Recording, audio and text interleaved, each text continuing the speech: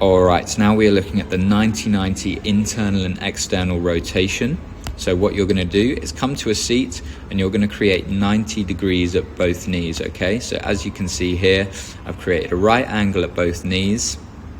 My front leg is the one I'm gonna be facing towards, which is my right leg in this case, and your left leg's almost kicked back with the inside of that knee driving down into the floor. What I want you to do here as a kind of protective measure for that lower back is really think about that posterior pelvic tilt position.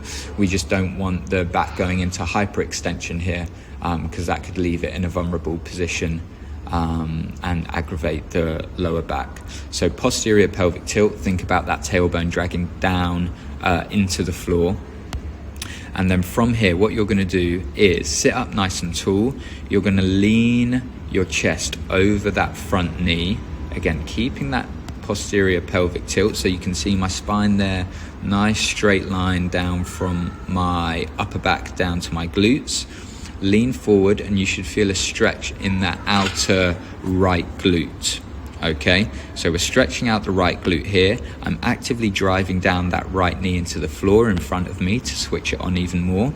And then you're gonna come up and out of that position, place that left hand down to support you, and then you're coming into this kind of lean back position where I'm now driving my left knee down into the floor. So that knee at the front of the video here is driving down into the mat.